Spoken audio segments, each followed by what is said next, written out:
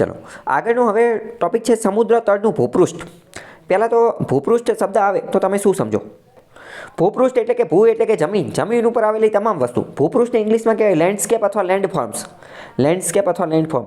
પૃથ્વીની જમીન ઉપર, ભૂ એટલે જમીન ઉપર આવેલી તમામ વસ્તુ. જમીન ઉપર શું આવેલું છે? તો કે પર્વત આવેલા છે, મેદાન આવેલા છે, ઉચ્ચ પ્રદેશ આવેલા છે, નદી આવેલી છે, ખીણ આવેલી છે, વેલી આવેલી છે, તમામે તમામ વસ્તુ. બરાબર, મેં તમને ત્યારે પણ કીધું હતું, ગમે ત્યારે આવો ભૂપૃષ્ઠ શબ્દ આવે તમારા મગજમાં તરત આવી જવું જોઈએ અને એ બધાના નામ પણ ફટાફટ એકી સાથે આવી જવા જોઈએ કે નદી, મેદાન, ઉચ્ચ પ્રદેશ, પર્વત, ડુંગર, ખીણ, આ બધા વસ્તુ. બરાબર, તો સેમ એવી જ રીતે સમુદ્રની અંદર પણ ભૂપૃષ્ઠ રહેલું છે. સમુદ્રની અંદર પણ ભૂપૃષ્ઠ આવેલું છે. તો એનો મતલબ શું કે સમુદ્રની અંદર પણ આવી સંરચના જે છે આવેલી હશે. ચલો અહીંયા હું તમને એક બીજી વાત કહી દઉં. આપણે જોયું કે ભૂમિ એટલે કે જમીન અને સમુદ્ર, આ બેની અંદરથી વધારે પ્રમાણ કોનું છે? તો કે સમુદ્રનું. કારણ કે 70 અથવા 78% આજુબાજુ પાણી આવેલું છે. 70 યા 78% આજુબાજુ પાણી આવેલું છે. પરંતુ અહીંયા હવે હું તમને મારી રીતે બીજી વાત કહું. એક રીતે જોઈએ ને તો ભૂમિ એટલે કે જમીન અને સમુદ્ર, આ બંનેની અંદર ભૂમિ એટલે કે જમીનનું પ્રમાણ વધારે છે. જમીનનું પ્રમાણ વધારે છે. કઈ રીતે કહેતો? કારણ કે સમુદ્રની અંદર પાણી છે, સાચી વાત, પણ એ પાણીની નીચે તે છે તો જમીન જ ને.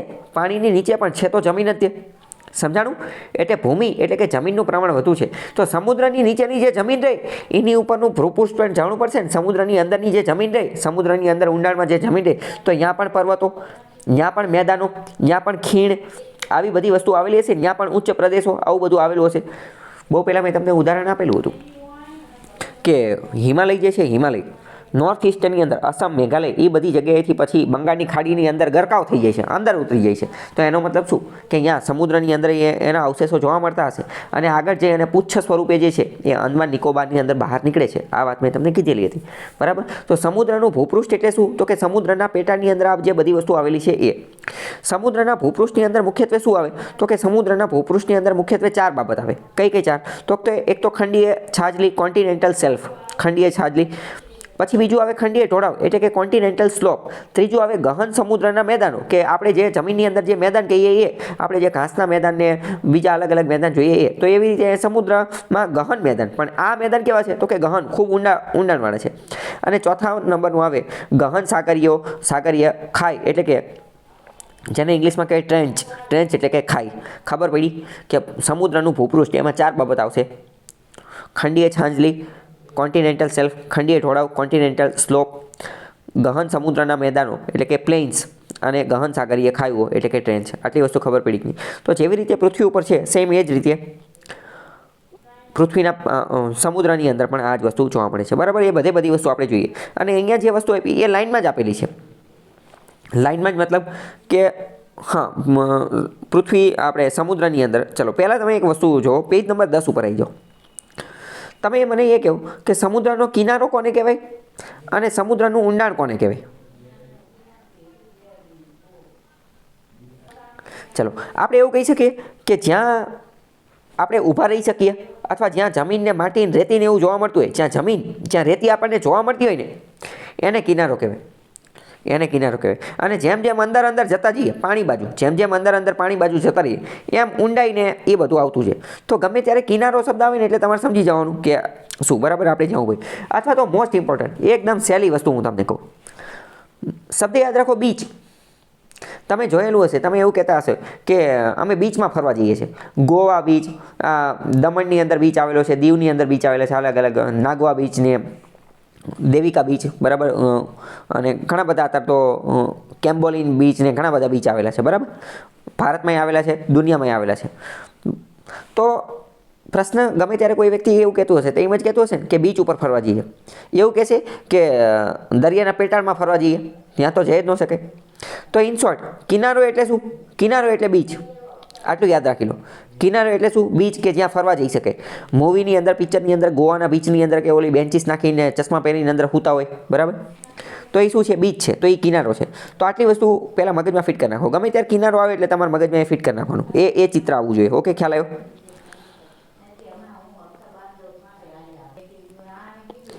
તો સમુદ્રનો જે કિનારો જે છે, સમુદ્રનો કિનારો, તો સમુદ્રનો કિનારો પહેલાં જ ચાલુ થાય તો એ તો મેદાન જેવું જોઈએ. બીચ રહ્યો બીચ, એ તો મેદાન જેવો જોઈએ કે નહીં? તો એનું હા મેદાન જેવું જોઈએ, તો એને આપણે કહી શકીએ બીચ, બરાબર. એને ગુજરાતીમાં કહેવાય કિનારાનું મેદાન. કહી શકે કે ન કહી શકે? તો કે હા કહી શકે.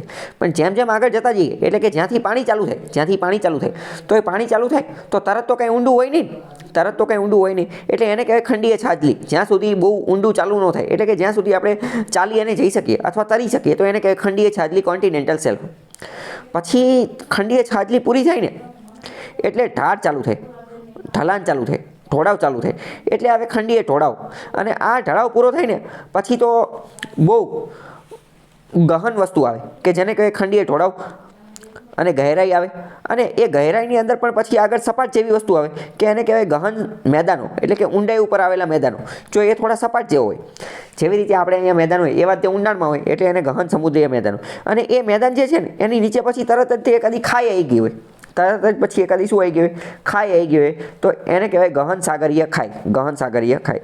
પછી સમુદ્રની અંદર તે પર્વતમાળા આવેલી હોય તો એને સાગરમગ્ન હારમાળા કહેવાય. હિમાલયવાળો મેં તમને ઉદાહરણ આપ્યું કે પૃથ્વીના સમુદ્રના પેટર્નમાં આવેલી હોય. અમુક વાર સમુદ્રની બહાર કોઈ જમીન આવી ગયેલી હોય તો એને ટાપુ કહેવાય, જેમ કે અંદમાનનો ટાપુ, નિકોબારનો ટાપુ, લક્ષદ્વીપના ટાપુ, ઘણા બધા ટાપુ, બરાબર. માલદીવ ખુદ એક ટાપુ છે, જાપાન ખુદ એક ટાપુ છે, બરાબર. અને એની પછી ઊંચાણવાળો વિસ્તાર આવે તો એને ગુયોટ ને એવું કહેવાય. તો ઇન શોર્ટ જે ચિત્ર આપેલું છે, આકૃતિ આપેલી છે, તમને ખબર હોય છે. પ્રશ્ન તમને પૂછાઈ જશે શું કે સમુદ્રના કિનારાથી ઊંડાણ તરફ જતા ક્રમમાં ગોઠવો. સમુદ્રના કિનારાથી ઊંડાણ તરફ જતા ક્રમમાં ગોઠવો. કોને? તો કે ખંડીય છાજલી, ખંડીય ઢોળાવ, ખંડીય ઉભાર, ગહર સાગરીય મેદાન, ટ્રેન્ચ. તો આ બધાને તમને ખ્યાલ હોવો જોઈએ. ઓકે, સમજાણું કેવો પ્રશ્નને કઈ રીતે સોલ્વ કરી શકાય? ચલો હવે આપણે જોઈએ કે ખંડીય છાજલી, કોન્ટિનેન્ટલ શેલ્ફ શું છે.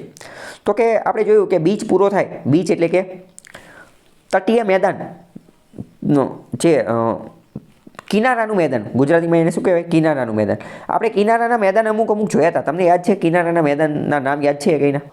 રાઈટ. આપણે કાઠિયાવાડનું મેદાન કોંકણ, મલબાર, કોરોમંડલ એ બધાના મેદાન જોયા હતા. કોંકણ, મલબાર, કોરોમંડલ. ઉત્તરી સરકારનું મેદાન આપણે જોયું હતું, બરાબર.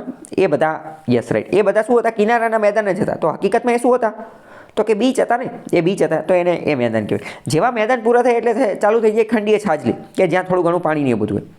તો કે ભૂમિખંડોના કિનારા પાસે એટલે કે મેદાન પાસે આવેલા સમુદ્ર અને મહાસાગરના આશરે એ આ ખંડીય છાજલી કેટલી હોય? તો કે 200 મીટર જેટલી ઊંડાઈવાળા. અને ફેથમની અંદર જોઈએ તો 100 ફેથમ. સમુદ્રની ઊંડાઈ ફેથમની અંદર માપવામાં આવે તો કે 200 મીટર અથવા 100 ફેથમની ઊંડાઈ સુધીનો જે મેદાની ભાગ જે છે એને ખંડીય છાજલી કહેવાય. વિધાનવાળા વાક્યમાં પૂછાશે, ગમે આ પૂછાશે, આંકડો જે છે એ પણ પૂછાશે. આખા સમુદ્ર તળની અંદર ખંડીય છાજલી કેટલી જગ્યામાં છે? તો કે 8% વિસ્તાર જે છે, 8% વિસ્તાર એ ખંડીય છાજલીમાં છે. ઓકે, ખ્યાલ આવ્યો કે નહીં? તો નીચે બીચવાળું ને એ બધું મેં તમને ચલાવી દીધું, બરાબર. બીચનો ફોટો ને એ બધું આપેલું છે. હવે ખંડીય છાજલી જે છે એ એની પહોળાઈ જે છે એની અંદર ઘણો તફાવત જોવા મળે, કારણ કે બધે હરખું તો હશે નહીં. જેમ કે દક્ષિણ અમેરિકાની અંદર એની પહોળાઈ 15 થી 20 કિલોમીટર છે, આફ્રિકાની અંદર એની 80 થી 120 કિલોમીટર છે, જ્યારે આર્કટિક મહાસાગરની અંદર તો 500 કિલોમીટર કરતાં પણ વધુની પહોળાઈ જે છે એ જોવા મળે છે, બરાબર. તો ખંડીય છાજલી વિશે ખ્યાલ આવી ગયો કે નહીં? ખંડીય છાજલીની સરેરાશ પહોળાઈ જે છે એ 65 કિલોમીટર છે અને એની ઊંડાઈ સરેરાશ 130 મીટર છે. ખંડીય છાજલી સમુદ્ર કિનારેથી શરૂ થઈ અને ખંડીય ઢોળાવ પર પૂરી થાય છે. તો એ તો આપણને ખબર પડી જાય ને, કારણ કે ત્યાંથી તો પછી ખંડીય ઢોળાવ ચાલુ થઈ જાય તો પછી પૂરી થઈ જ જાય, બરાબર. હવે વાત કરીએ કે સૂર્યપ્રકાશ જે છે એ 200 મીટર એટલે કે 600 ફૂટની ઊંડાઈ સુધી જ પહોંચતો હોવાથી ખંડીય છાજલીના વિસ્તારમાં અનેક પ્રકારની સમુદ્રીય વનસ્પતિ અને સમુદ્રીય જીવસૃષ્ટિનો વિકાસ થયો છે. હવે તમે વિચારો, આવો ક્વેશ્ચન પૂછાઈ ગયા, આ તો ઓબ્વિયસ ક્વેશ્ચન છે કે વધુ જીવસૃષ્ટિ ક્યાં જોવા મળશે? ખંડીય છાજલીની અંદર કે ટ્રેન્ચની અંદર, ઢોળાવની અંદર ક્યાં જોવા મળશે? ખંડીય છાજલીમાં જોવા મળશે કે ટ્રેન્ચ ખાઈની અંદર? છાજલીમાં જોવા મળશે. કેમ? કારણ કે ત્યાં જ સૂર્યપ્રકાશ જોવા મળે છે. તો સમુદ્રની અંદરની જે માછલીઓ છે, સમુદ્રની અંદરની જે વનસ્પતિ છે, ચલો પહેલાં તો વિચારો એક રીતે. ચલો હું તમને કહું કે આખી સમુદ્રની જે આખી ઇકોસિસ્ટમ છે અથવા એની આખી ફૂડ ચેઇન, એની આખી આહાર કડી અથવા એનું ફૂડ વેબ જે છે ને, એનું જો કોઈ મુખ્ય વસ્તુ હોય ને તો એ છે પ્લેન્કટન. એ શું છે? પ્લેન્કટન. પ્લેન્કટન શું છે? તો કે પ્લેન્કટન જે છે ને એ એક પ્રકારની વનસ્પતિ છે. પ્લેન્કટન શું છે? એક પ્રકારની વનસ્પતિ. તો હવે તમે વિચાર કરો, પ્લેન્કટન વનસ્પતિ છે તો શું એ સૂર્યપ્રકાશ વગર ઉગી શકશે? તો કે નહીં ઉગી શકે, કારણ કે સૂર્યપ્રકાશની હાજરીમાં તો એ ફોટોસિન્થેસિસ એટલે કે પ્રકાશ સંશ્લેષણની પ્રક્રિયા કરશે અને પછી ઉગશે. અને આ પ્લેન્કટન જે છે ને, આ પ્લેન્કટનને જ તો માછલી ખાશે. આ પ્લેન્કટનને શું ખાશે? માછલી ખાશે. અને નાની માછલીને મોટી માછલી ખાશે. સમજાણું? તો મોસ્ટ ઇમ્પોર્ટન્ટ તમે વિચારો, પ્રશ્ન પૂછાઈ જશે કે સમુદ્રમાંથી પ્લેન્કટનની હાજરી ગાયબ થઈ જાય તો શું થશે? માછલીઓની સંખ્યા વધશે કે માછલીઓની સંખ્યા ઘટશે? માછલીઓની સંખ્યા ઘટશે ને, કારણ કે હવે પ્લેન્કટન મરી ગયા તો પછી માછલી કોની ઉપર? માછલી પણ ઓટોમેટિક મરવા લાગશે. ઓકે, આવા પ્રશ્ન પણ પૂછાતા હોય છે.